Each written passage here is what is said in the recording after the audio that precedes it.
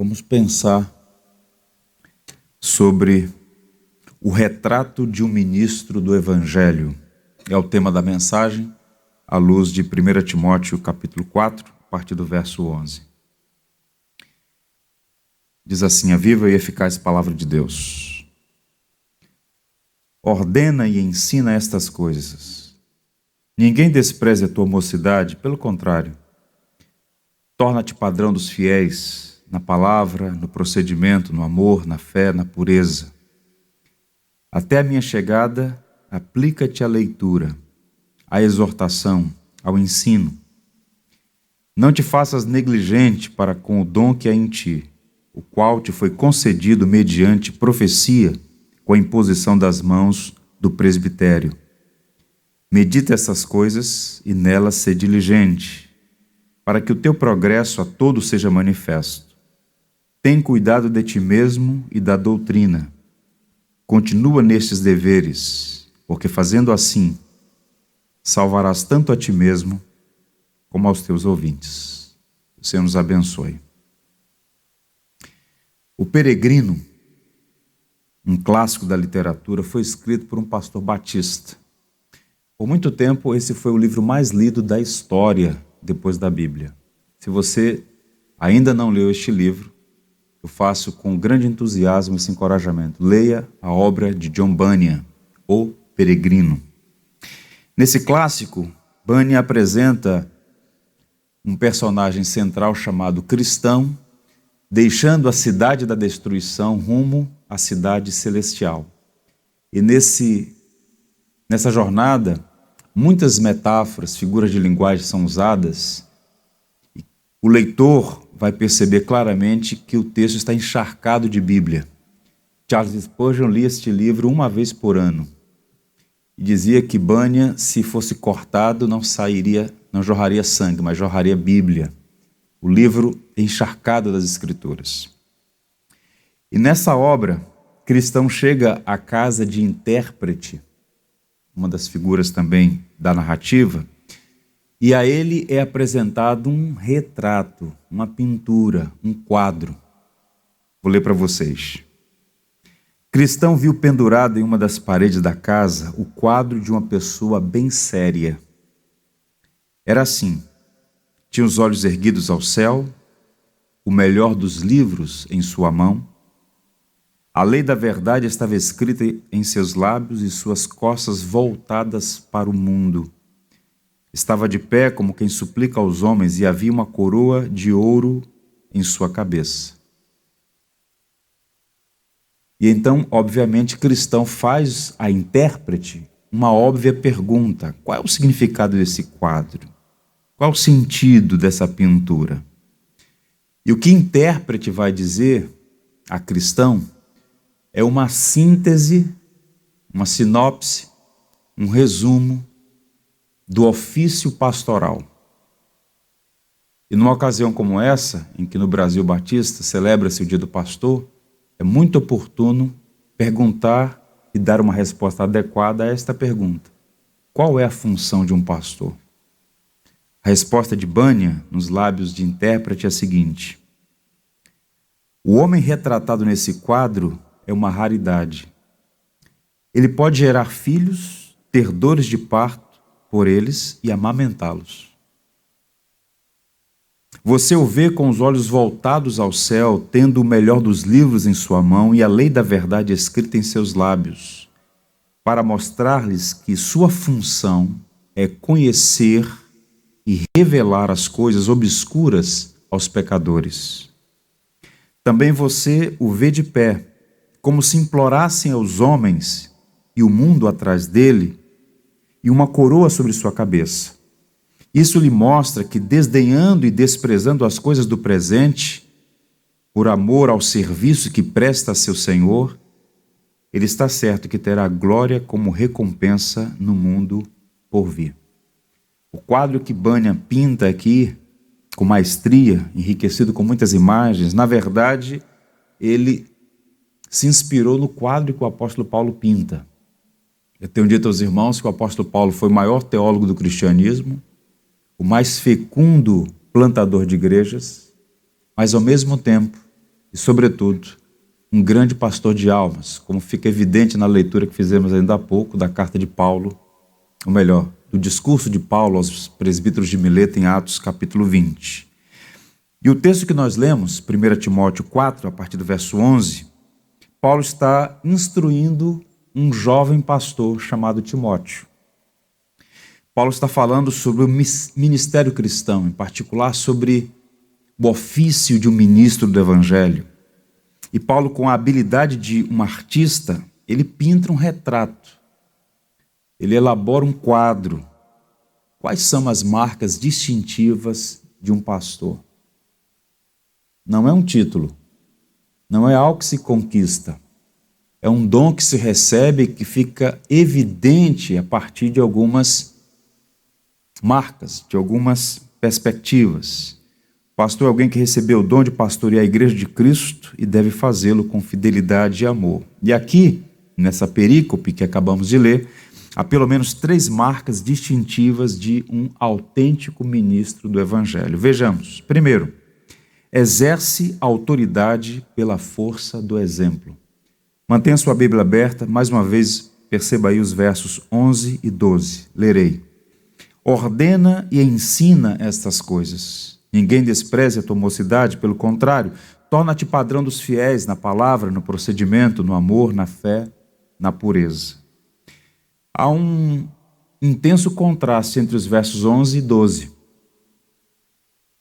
É preciso ler a Bíblia com atenção. E esses 2 versos primeiros aí, 11 e 12, estão contrastando a responsabilidade de Timóteo como ministro e, ao mesmo tempo, o cuidado que ele deve ter para tornar-se um padrão, um modelo, um exemplo para a congregação. Vejamos, para liderar é preciso exercer autoridade. Paulo diz de modo muito claro, inequívoco, ordena e ensina estas coisas. O verbo ordenar aqui é um verbo enfático, está no imperativo e tinha no mundo antigo, em particular no mundo helênico, de fala grega, obviamente, tinha implicações militares. Ordena, diz o apóstolo Paulo ao jovem pastor Timóteo.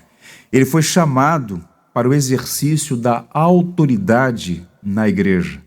Muito provavelmente, Paulo relembra Timóteo acerca dessa autoridade delegada, porque, ao que tudo indica, Timóteo era um jovem pastor tímido, com dificuldades para liderar uma igreja, que à época era uma expressiva igreja, capital da Ásia Menor, na cidade de Éfeso, e certamente ele estava enfrentando problemas, tanto fora da igreja, à época o cristianismo é uma religião marginal, mas também enfrentando problemas dentro da própria congregação. O pastor não pode ser autoritário, mas ele deve exercer autoridade.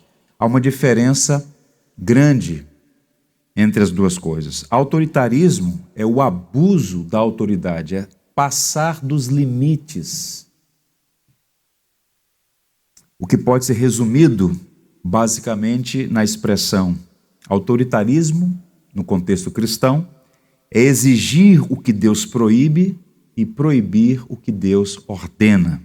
Portanto, sem autoridade não há liderança. Por isso, Timóteo deveria ordenar e ensinar à igreja o que havia recebido do próprio apóstolo Paulo, como um arauto da graça. Estas coisas, quando ele diz ordena e ensina estas coisas, é uma expressão que aparece 8 vezes na carta e resume bem tudo que Paulo havia dito até então. Uma série de orientações práticas, conselhos pastorais, diretrizes. Então Timóteo é alguém que foi chamado por Deus para exercer autoridade, e o exercício dessa autoridade implica, entre outras coisas, ordenar, ensinar a igreja. Agora, o outro lado da moeda é que Timóteo, repito, é um jovem pastor, muito provavelmente na casa dos 30 anos de idade, solteiro, tímido, com problemas de saúde. Paulo, inclusive, dá algumas recomendações a ele para enfrentar suas lutas com a saúde debilitada que ele tinha. E esses elementos todos dificultavam o trabalho pastoral. Por natureza, é uma tarefa pesada. E com esses agravantes todos, Timóteo sofria ainda mais para exercer a vocação de pastorear a igreja em Éfeso, repito, que não era uma igreja provinciana, era uma igreja importante, fundada por Paulo, pastoreada pelo apóstolo Paulo, e que agora, pelos desígnios da providência, estava sob os cuidados de Timóteo e outros presbíteros também. Agora, qual é o ponto aqui? Há pastores que abusam de sua autoridade, isso é muito triste, e nenhuma igreja sensata, nenhum cristão maduro, nenhum cristão que é dirigido pelas Escrituras, que tem a sua consciência cativa à palavra de Deus, deve se submeter a autoritarismo, seja ele de quem for. No entanto, o que nós temos percebido é que existem também muitos pastores que são despidos de sua autoridade pelo abuso de membros, atrevidos, alguns deles, que buscam usurpar as prerrogativas do pastor. Há prerrogativas que são do pastor, delegadas por Deus à luz das Sagradas Escrituras. Portanto, submeter-se à liderança pastoral é um dever do cristão comprometido com o Evangelho. E ao fazer isso, o indivíduo não diminui a si mesmo, muito pelo contrário, ele mostra grandeza, porque obediência à palavra de Deus nunca diminui o indivíduo, sempre o faz crescer em maturidade. O cristão comprometido com o Evangelho busca crescimento espiritual, busca edificação da igreja, busca a glória de Deus. Enquanto estava meditando nessa passagem, pensando nessas duas realidades, ambas muito tristes, pastores autoritários e também pastores que sofrem abusos de congregações, lembrei de que não faz muito tempo, talvez coisa de 3 anos, recebi, não o conhecia, foi uma indicação de um amigo em comum, um pastor experimentado, com quase 60 anos de idade, com a alma rasgada, com o coração partido, depois de sofrer um processo longo de muitos abusos da parte de uma congregação que ele estava cuidando, que ele estava pastoreando. E ele então viajou alguns quilômetros para vir aqui, tomar um café e conversar. Enquanto ele falava, o que eu via, o que eu pude perceber, era que, de fato, existe muitos pastores autoritários e abusivos. Mas também esse é um tempo em que há muitos pastores sendo objeto de todo tipo de perversidade, atrevimentos, abusos. E essas coisas não podem acontecer. Paulo, escrevendo aos Tessalonicenses, no capítulo 5, no verso 14, ele diz assim: exortamo-vos também, irmãos, a que admoesteis os insubmissos, consoleis os desanimados, ampareis os fracos e sejais longânimos para com todos. Mais uma vez o apóstolo Paulo dando aqui os caminhos certos. O insubmisso deve ser repreendido. A insubmissão é um pecado. Lembrem-se sempre que boa parte dos israelitas que deixaram a escravidão no Egito morreram no deserto por incredulidade e rebeldia. A incredulidade e a rebeldia são pecados gêmeos. E numa sociedade como a nossa, que a palavra autoridade, a palavra submissão foi pervertida, há muitos crentes cuja mente não é cristã.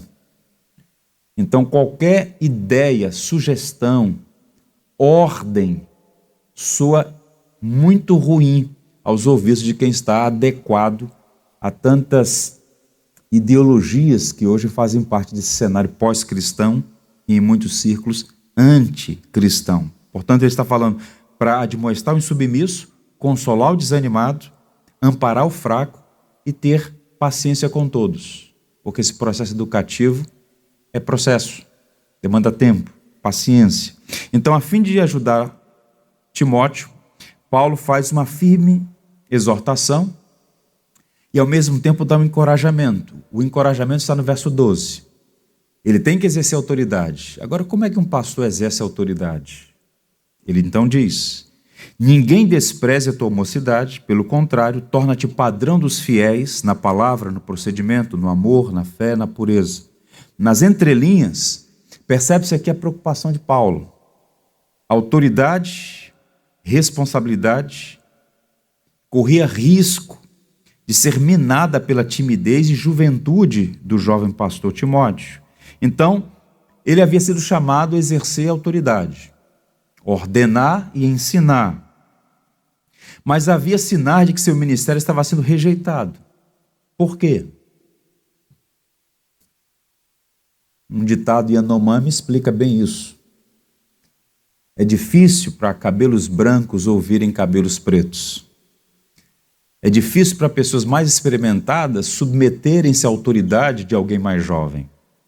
E aquela igreja era uma igreja expressiva, certamente heterogênea do ponto de vista da faixa etária, havia muitos anciãos.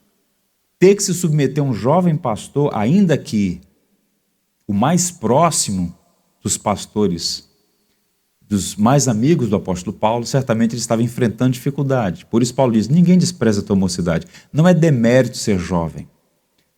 Como é que você vai conquistar o respeito, alcançar e conquistar o coração da congregação? Tornando-se um modelo para os fiéis. Ele está falando, portanto, da necessidade de uma vida piedosa. Boa parte das lutas que ele enfrentou ali certamente envolvia ciúmes, invejas, ressentimentos, amarguras, imaturidade, indisposições. E Paulo então se levanta para encorajar. E qual é o ponto? Como é que um líder deve reagir quando é rejeitado? Alguns se tornam agressivos, e é triste ver a quantidade de pastores agressivos, intempestivos, impacientes, orgulhosos, querem impor a autoridade na força da carne.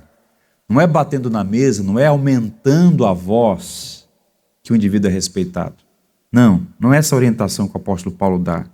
Ele diz de uma maneira muito clara: seja um exemplo para os fiéis. O caminho que Paulo apresenta a Timóteo para exercer autoridade e conquistar o coração dos seus opositores é a força do exemplo. E observe que no verso 12 ele usa uma expressão que era comum na antiguidade: torna-te padrão. Essa palavra padrão, ela tem uma origem que denota a ideia de modelo, cópia fiel, impressão autêntica. Em outras palavras, seja um modelo de Cristo para os fiéis. Stott, comentando esse texto, diz: as pessoas não desprezariam sua juventude se admirassem seu exemplo. Ou seja, a base da autoridade é investidura divina. A autoridade é algo que Deus delega. A vida santa e piedosa é o ornamento da autoridade e o que faz a igreja reconhecê-la. Quanto mais piedoso, quanto mais parecido com Cristo, quanto mais evidente for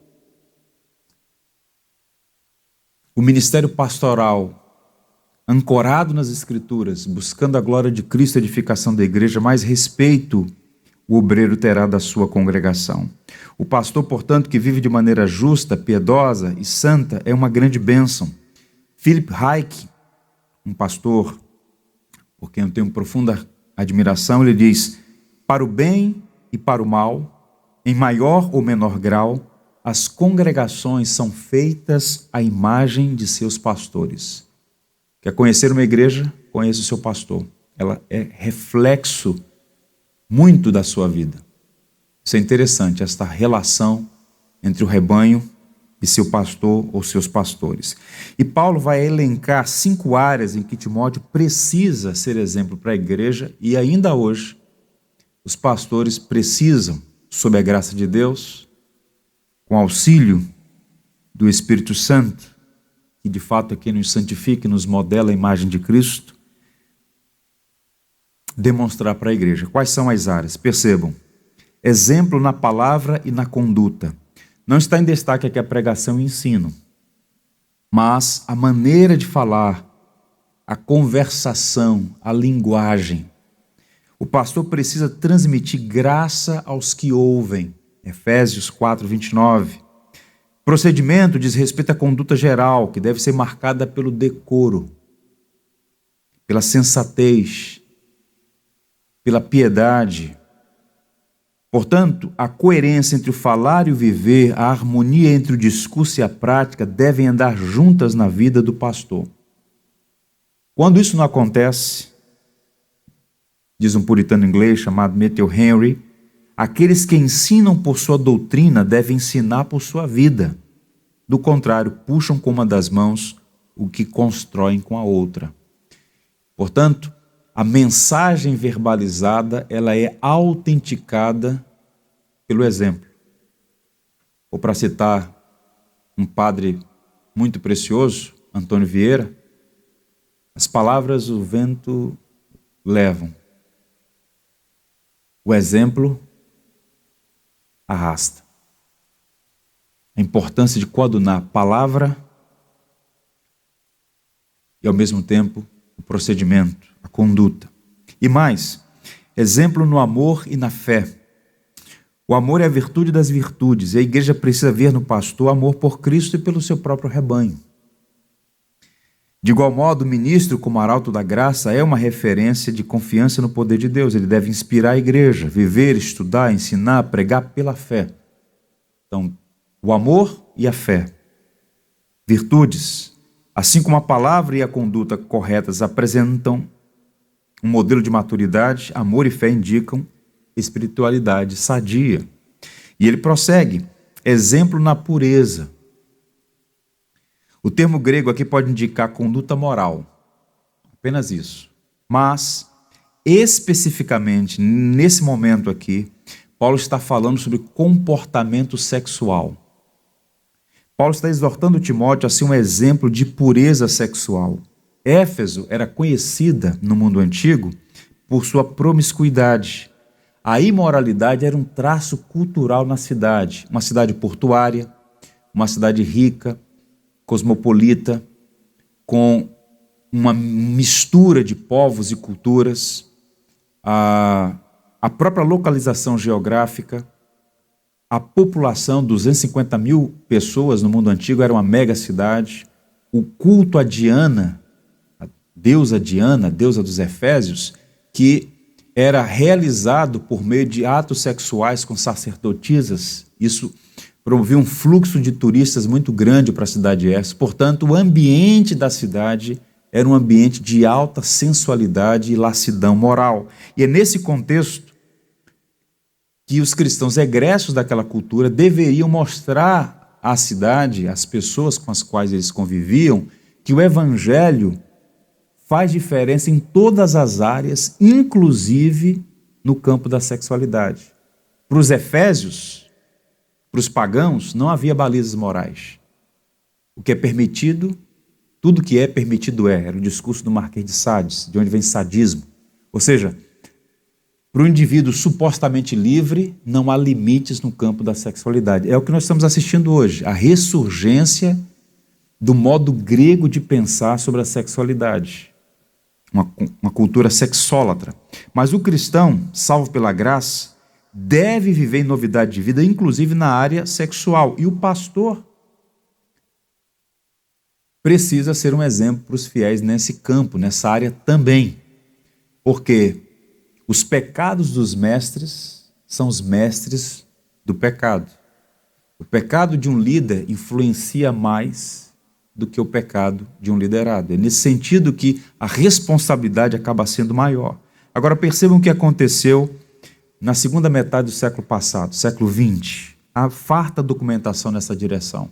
Sugiro a vocês um livro escrito por um homem chamado Peter Jones, um inglês, que foi colega de sala do John Lennon, e ambos escolheram caminhos distintos. Muito curioso isso. Ele escreveu alguns bons livros, e um deles, em português, chama-se O Deus Sexo.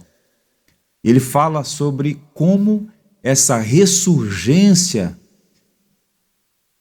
da sexolatria essa expressão que ele vai usar, do mundo greco-romano, ganhou forças no Ocidente a partir da Revolução Sexual, em especial nos Estados Unidos da América, a partir da década de 60. E quais foram os resultados lá para cá? Idolatria do sexo, a celebração do adultério tornou-se uma coisa virtuosa. As pessoas dão entrevista e riem, se ufanam de terem tido múltiplos casos. Perdeu-se completamente a compostura e o decoro. A banalização do divórcio por qualquer motivo. A prostituição de adultos e crianças, abuso de todo tipo. A epidemia da pornografia, que hoje é uma cocaína virtual. Os resultados todos são danosos, nefastos, incalculavelmente danosos. E a igreja precisa ser luz do mundo e sal da terra nesse campo também. Mas quando a gente olha o quadro geral, os números, é impressionante, porque a diferença parece ser ínfima ou completamente nula em muitos circuitos, em muitos cenários. A igreja, portanto, deve zelar pela moralidade sexual de sua membresia, sobretudo seus pastores. Isso não é cercear a liberdade das pessoas, não é invadir a vida privada das pessoas, mas, percebam, nós somos batistas. Em uma igreja batista séria, tradicional, reformada, o Pacto das Igrejas Batistas, documento que nós escrevemos desde meados do século XVII, quando surgem os primeiros batistas na Inglaterra, aponta claramente que existe uma interdependência e um compromisso entre os membros da igreja local. Abraçar o evangelho implica em submeter-se ao senhorio de Cristo. Cristo passa a ser nosso Senhor e Salvador, mas isso também tem implicações horizontais. Devemos prestação de contas uns aos outros. Quando você se torna membro de uma igreja, você tem muitos privilégios, mas também muitas responsabilidades, muitos deveres. Então ninguém tem nada a ver com a minha vida. Você pode ter esse tipo de mentalidade em qualquer lugar, mas na ambiência da igreja, isso não pode acontecer. Então, é preciso que haja um resgate dessas verdades. Porque observe, em 1988, um estudo relativamente antigo, mas ao que tudo indica, de lá para cá não houve melhora, mas um declínio ainda mais acentuado. 30% dos pastores entrevistados nessa pesquisa do Instituto Gallup tiveram envolvimento sexual impróprio. Razão pela qual o povo de Deus deve orar e zelar pela pureza sexual dos seus pastores. Robert Murray McCheyne dizia: a maior necessidade do meu povo é a minha santidade pessoal. E parecer ser santo é mais fácil do que efetivamente ser santo. E numa sociedade como a nossa, que fomenta, que incentiva, que encoraja, que jogou todas as balizas morais no chão, manter-se puro sexualmente é um desafio diário. Razão pela qual Paulo diz para Timóteo: torna-te um padrão dos fiéis, na palavra, no procedimento, no amor, na fé e na pureza. Vejam mais duas passagens. Foge outrossim das paixões da mocidade, na segunda carta, capítulo 2, verso 22. Segue a justiça, a fé e o amor e a paz com os que de coração puro invocam o Senhor. A igreja foi chamada, como ainda há pouco nós cantamos, limpa o meu coração. É do coração que procedem os maus desígnios. E a Tito, também um jovem pastor, Paulo recomenda: torna-te pessoalmente o padrão de boas obras. No ensino, mostra integridade, reverência, linguagem sadia e irrepreensível, para que o adversário seja envergonhado, não tendo indignidade nenhuma que dizer a nosso respeito. O cristão tem a casa de vidro. E o pastor também tem a casa de vidro. Está exposta a sua vida, de modo que ele precisa zelar por isso. Uma aplicação aqui, e eu vou apenas ler para poder avançar. Submeta-se ao ministro do Evangelho, cuja vida está submissa a Cristo. Está fora da palavra, você não deve obediência. Mas se está na palavra, você deve submeter-se por amor a Cristo e em cumprimento à expressa ordem. Ordena e ensina essas coisas. Pastor, exercendo autoridade e ao mesmo tempo fazendo-a pela força do exemplo. Segunda marca distintiva. O ministro do Evangelho realiza suas funções ministeriais com excelência. Perceba aí, acompanhe a leitura do verso 13.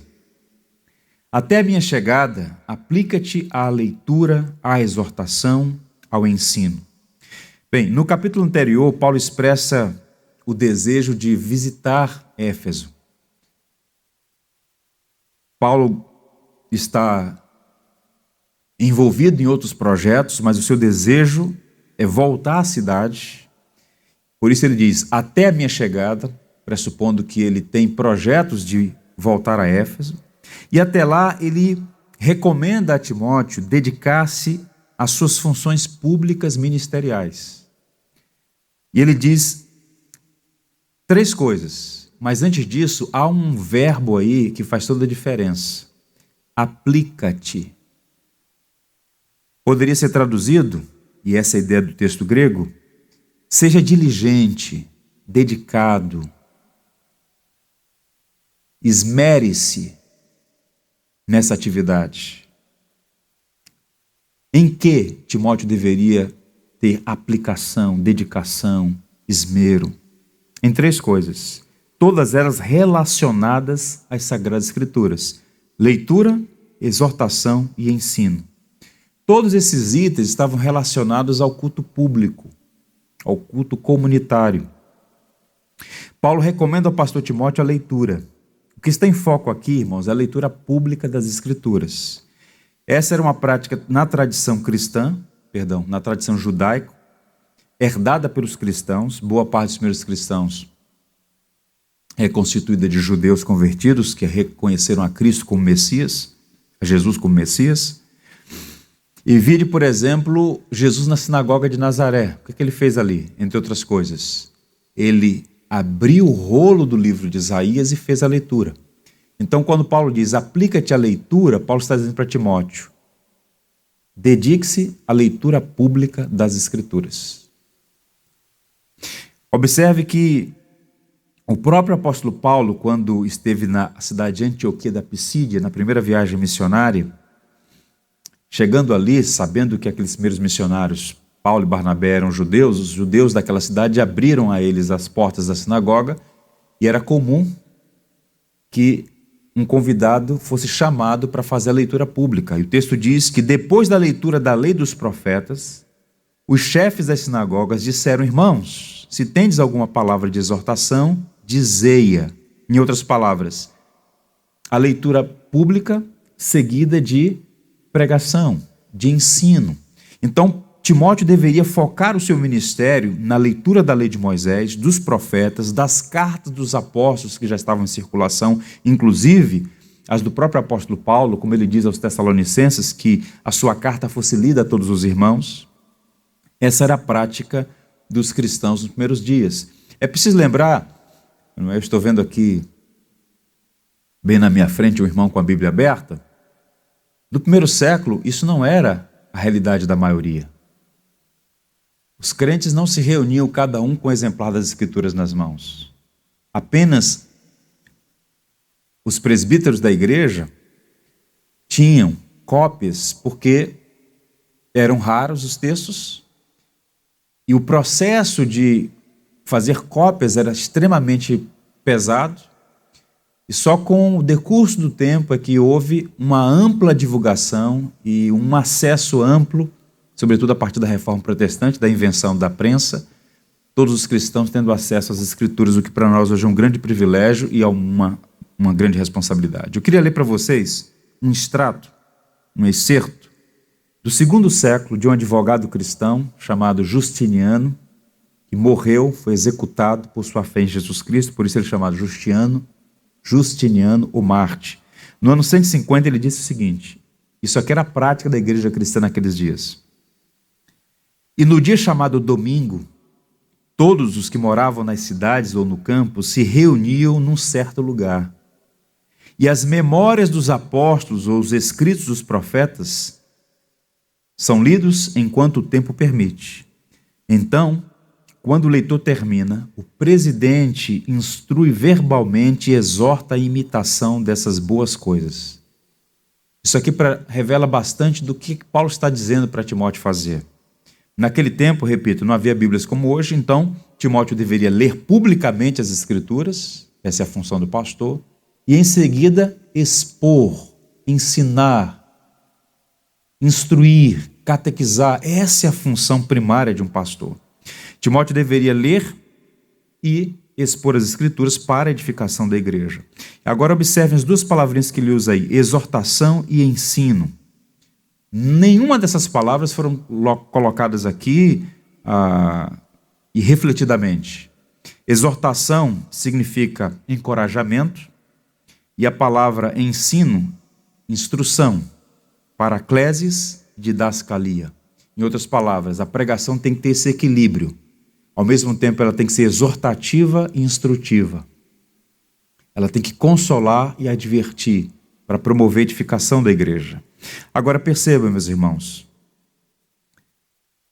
isso deve ser feito com excelência, não para promoção de indivíduos, mas para a glória de Deus, primariamente, e para a edificação da igreja. Não pode existir uma igreja saudável, firme, sem que haja exposição bíblica, sem que haja instrução, sem que haja exposição do Evangelho.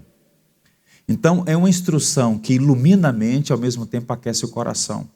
E quando a gente olha para a história da igreja cristã, existe uma relação, uma simbiose entre a vida da igreja, a saúde da igreja e, ao mesmo tempo, o ministério da palavra, o ministério da pregação.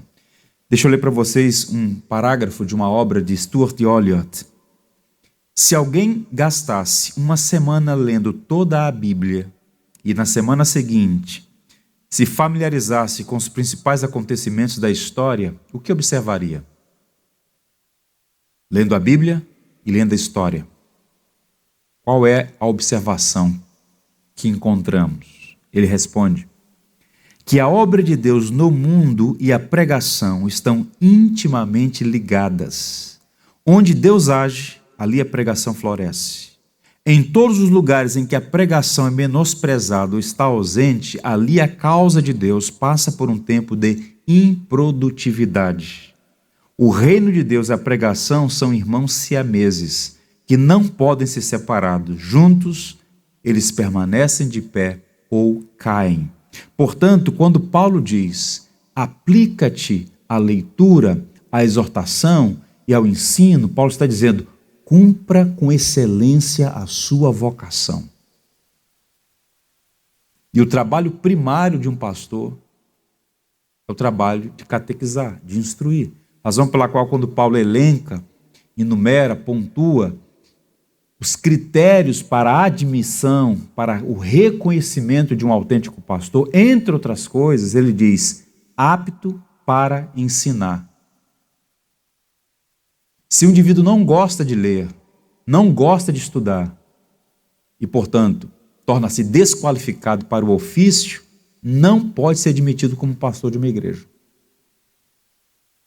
E boa parte dos problemas das igrejas evangélicas no Brasil é que nós temos muitos, linguagem de Paulo, pauradores frívolos e não pregadores da palavra. Muitos tagarelas falam de tudo e sobre tudo, menos sobre o texto, não é? Ou, na verdade, aquele famoso sermão de 3 pontos. Lê o texto, foge do texto e nunca mais volta para o texto, né? O texto é só um pretexto, mas, na verdade, as congregações permanecem num estado de inanição, de penúria. No verso 14, ele prossegue e diz assim, Não te faças negligente para com o dom que há em ti, o qual te foi concedido mediante profecia com a imposição das mãos do presbitério. Paulo está falando aqui de um acontecimento que envolve 3 processos na ordenação de um pastor. O que aconteceu com Timóteo acabou sendo, em alguma medida, um modelo no decurso da história. Então, como funciona a ordenação de um pastor? Primeiro ele menciona o dom, a graça.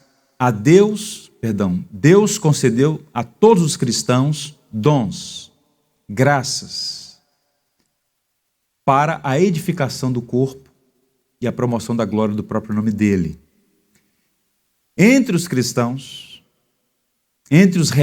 no rebanho de Cristo, o Senhor soberanamente deu a alguns um dom, que é o dom de pastorear. Pastorado não é título. Pastor recebeu um dom. A palavra pastor, a palavra, inclusive nas cadeiras de teologia, chama-se poimênica. A arte de cuidar. O pastorado é um dom. Então Paulo está dizendo para Timóteo, você recebeu o dom. Você não passou num concurso, você não foi convidado por alguém, não se voluntariou, não existe tais coisas. Deus te deu um dom, Paulo vai dizer. E na segunda carta, inclusive, Paulo chega a dizer para ele, reavives o dom que é em ti. Você está desanimado com as circunstâncias? Deixa eu te dizer uma coisa, vai ficar pior. Mas a graça de Deus é suficiente. O pastor é aquele que cuida dos outros enquanto ele mesmo sangra. É o que Paulo está dizendo a Timóteo. Então, nenhum homem deve convidar a si mesmo para o pastorado. Não existe pastor voluntário, todo pastor é alguém chamado para a missão. O pastorado não é um título que se conquista, mas um dom que se recebe e deve ser aperfeiçoado de acordo com a palavra de Deus. E ele diz aqui, você recebeu esse dom mediante profecia. Muito provavelmente, Paulo está aludindo aqui ao fato de que naqueles dias o Espírito falava de uma maneira poderosa através de algumas pessoas, como por exemplo a igreja de Antioquia da Síria, é dito em Lucas, no livro de Atos, né? O Espírito Santo disse, separai-me a Paulo e a Barnabé para a missão. O Espírito Santo falava através desses homens, a igreja reconhecia por alguns elementos distintivos, é o que tudo indica que está acontecendo aqui.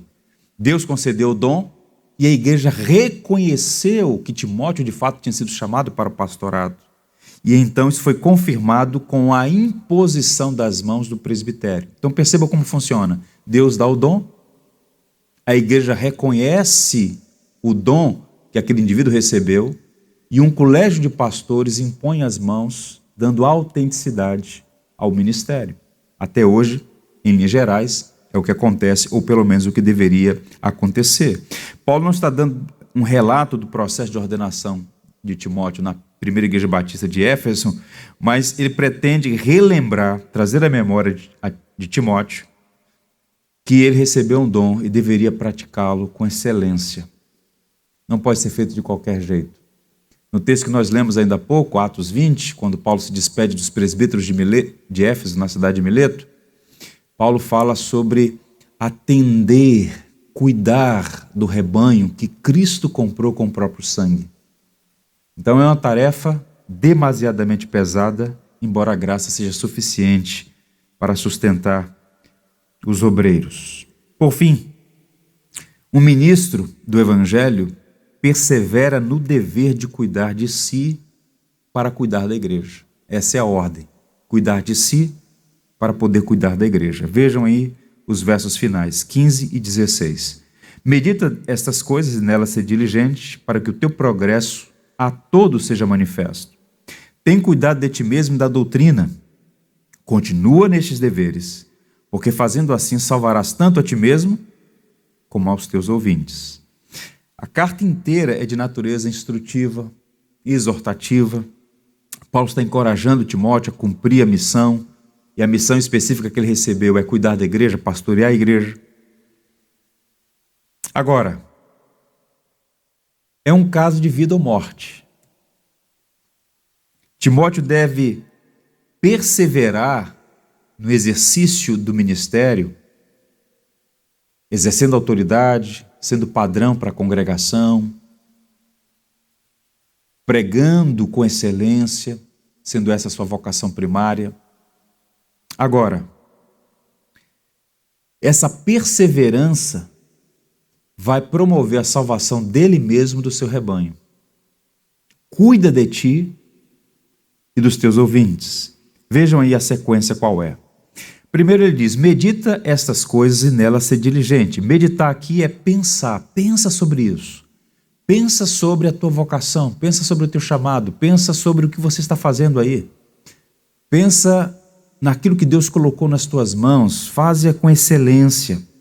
Paulo está pedindo a Timóteo que medite na sua vocação e a cumpra com excelência. E o motivo dessa palavra, repito, de exortação, é para que o ministério dele, o progresso no ministério, seja manifesto a todos. Em outras palavras, Paulo está usando uma palavra que sugere, e era uma palavra usada pelos estoicos, por exemplo, que deve haver progressão na atividade, deve haver um crescimento na atividade. Em outras palavras, Timóteo, hoje você deve fazer essa função pastoral melhor do que você fazia ontem. À medida que o tempo passa, você deve ser mais experimentado e fazer com mais excelência, cada vez mais, aquilo que Deus colocou nas suas mãos para fazer. Paulo diz, portanto, que o teu progresso seja a todos manifesto. Alguém disse assim, essa palavra foi empregada em termos militares, expressando uma força avançada, e em termos gerais de avanço no aprendizado, na compreensão ou no conhecimento. Paulo exortou Timóteo a deixar seu progresso rumo à semelhança com Cristo ser evidente a todos. Em outras palavras, você não pode ser um pastor medíocre, fazer as coisas sem excelência, que o teu progresso seja a todos manifesto. É muito triste, eu digo isso com muito cuidado, para não incorrer no pecado da leviandade.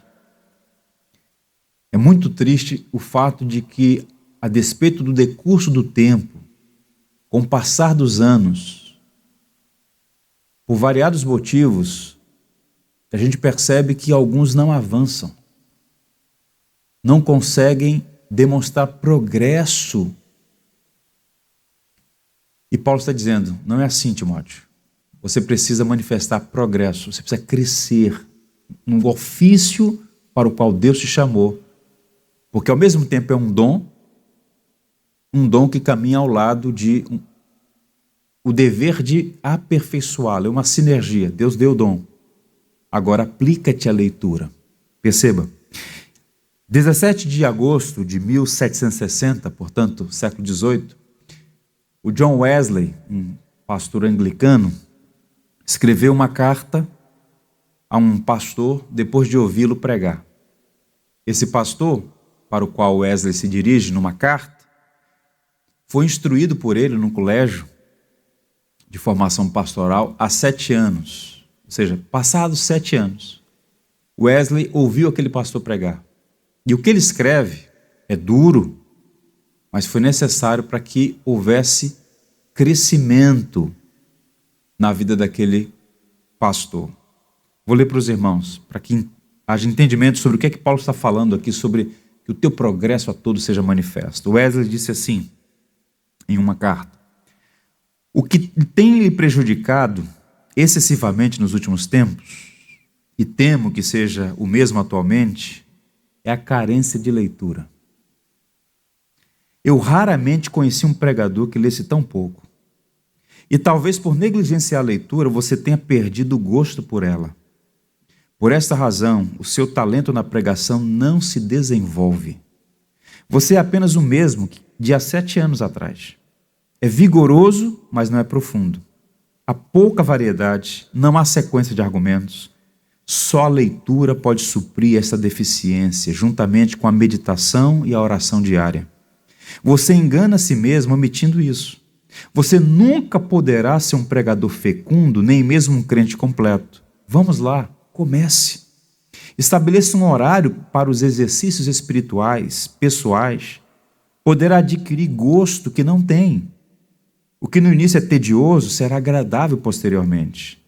Quer goste ou não, leia e ore diariamente. É para a sua vida. Não há outro caminho. Caso contrário, você será sempre um frívolo, medíocre e superficial pregador. Faça justiça à sua própria alma, rapaz. Dê-lhe tempo e meios para crescer. Não passe mais fome.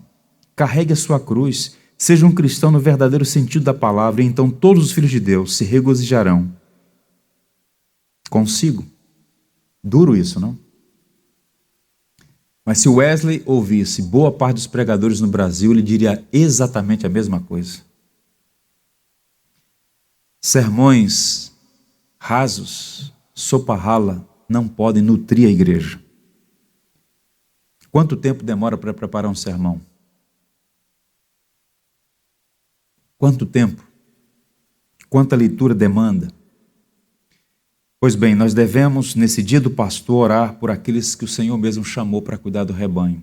Não há como pastorear a igreja sem que haja leitura das Escrituras, estudo profundo e, ao mesmo tempo, uma completa dependência da graça por meio da prática da oração. Bíblia e oração, sem a qual o pastor não pode exercer com excelência o seu ministério. E o último verso é o resumo e o mais importante de tudo, no verso 16, quando ele diz: tem cuidado de ti mesmo e da doutrina. Continua nesses deveres, porque fazendo assim salvarás tanto a ti mesmo como aos teus ouvintes. Atente bem para a sua própria vida. Paulo faz aqui uma estreita conexão entre doutrina e vida, dizendo o seguinte: como é que você vai cuidar das pessoas se primeiro não cuida de si? Não é? Esse é um princípio interessante. Paulo não está propondo aqui egoísmo. Cuida primeiro de você. Se sobrar tempo, cuida da igreja. Não, o que ele está dizendo é o seguinte: para falar a mente, basta a leitura. Com o tempo você aprende e você faz isso no automático. E há muita gente indo para o púlpito no automático, com habilidades que podem ser aperfeiçoadas, com técnicas inclusive. Mas para alimentar o coração e não apenas a mente, é preciso que a mensagem que é exposta no púlpito primeiro seja exposta ao coração do pastor. Então funciona basicamente assim: antes de pregar aos outros, pregue a si mesmo. Richard Baxter dizia que não há atividade mais perigosa do que a preparação de um sermão. Porque a preparação de um sermão pode ser uma sentença de condenação. Porque a palavra de Deus ela é tão imparcial, tão viva, tão eficaz, tão poderosa, tão genuína, que ela se volta primeiro contra aquele que prega. Portanto, para que haja instrução, iluminação da mente e transformação do coração, o pastor primeiro precisa cuida de ti e da doutrina. Antes de ensinar aos outros, ensinar a si mesmo. E ele vai dizer: se você fizer isso, você vai salvar a si mesmo e aos teus ouvintes. Vai ter saúde, tanto na vida do pastor quanto na vida da igreja. É por essa razão que Robert Murray McCheyne dizia: não é tanto os talentos o que Deus abençoa, mas uma grande semelhança com Jesus. Um ministro de vida santa é uma tremenda arma nas mãos de Deus. A importância do ministério para a vida da igreja é inquestionável. E isso passa necessariamente pela necessidade de ter um ministério de excelência que envolve preparo da mente e do coração. E esse é um trabalho, uma atividade para a qual nenhum homem está em si mesmo habilitado, senão sob a graça de Deus e com o apoio da igreja, com as orações dos irmãos, com constante encorajamento. Eu quero encerrar lendo o que intérprete diz para cristão na jornada do peregrino. Ele diz assim: veja, disse intérprete, mostrei-lhe esse quadro primeiro porque o homem retratado é o único que o Senhor, do lugar para onde você vai, autorizou a guiá-lo em todos os lugares difíceis que talvez encontrará no caminho. Portanto, atente bem para aquilo que lhe mostrei. E guarde no coração o que você viu, para que em sua viagem não encontre pessoas que finjam conduzi-lo corretamente, mas cujo caminho leva à morte. Ouvir a pregação do Evangelho pode fazer diferença entre a vida e a morte, e reconhecer esta função vital na salvação não diminui o conceito de salvação pela graça, muito pelo contrário. Salvação pela graça exposta no Evangelho pregado com fidelidade por alguém que foi chamado, que exerce autoridade, que busca ser exemplo para os fiéis, que prega com excelência, que se dedica ao ensino e que busca, sobretudo, viver aquilo que prega sob a graça de Deus. Que o Senhor nos ajude, que o Senhor nos abençoe. Abra sua Bíblia, 1 Timóteo capítulo 1.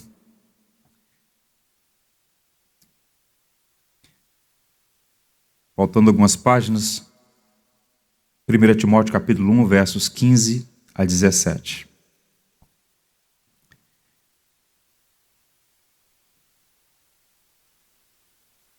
Fiel é a palavra e digna de toda a aceitação, que Cristo Jesus veio ao mundo para salvar os pecadores, dos quais eu sou o principal. Mas por esta mesma razão me foi concedida a misericórdia, para que, em mim, o principal, evidenciasse Jesus Cristo, a sua completa longanimidade, e servisse eu de modelo a quantos hão de crer nele para a vida eterna. Assim, ao Rei eterno, imortal, invisível, Deus único, honra e glória pelos séculos dos séculos. Amém. Pai, te damos graças por tua palavra lida e exposta. Te damos graças porque encontramos em tua bendita palavra fonte segura para sermos guiados em nossa jornada até Sião. Sabemos que o Senhor mesmo é quem soberanamente chama homens para o cuidar da igreja, por meio do ensino, exortando, instruindo, encorajando, edificando por meio da tua palavra. Te louvamos por esse dia em que é celebrado o dia do pastor e pedimos-te em favor de todos os obreiros genuinamente vocacionados, que recebam de ti mesmo toda a graça necessária para esse trabalho tão difícil, mas ao mesmo tempo tão cheio de alegrias por ver a tua obra florescer no meio do seu povo.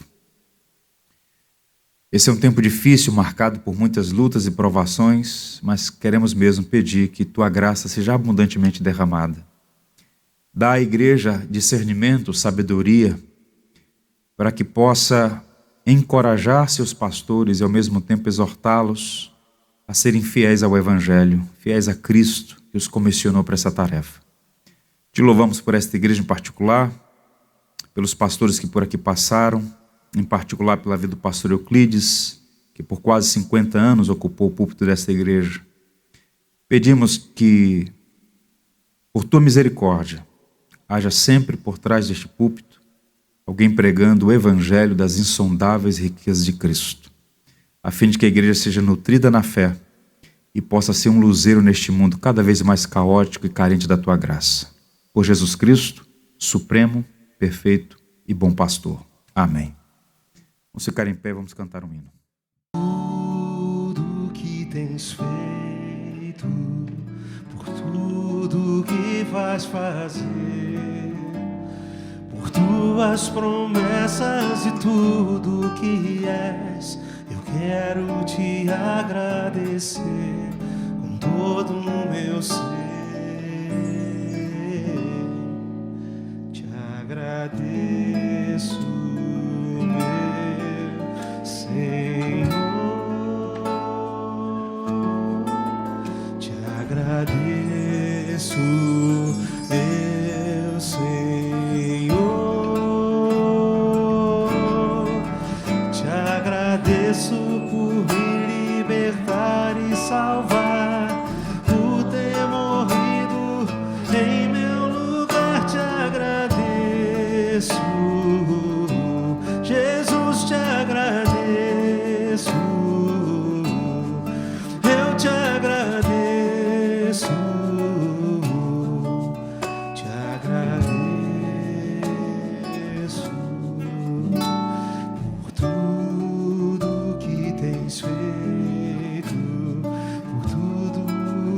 vais fazer, por tuas promessas e tudo que és. Eu quero te agradecer com todo o meu ser. E aí? Te agradeço, meu Senhor. Te agradeço, meu Senhor. Te agradeço por me libertar e salvar.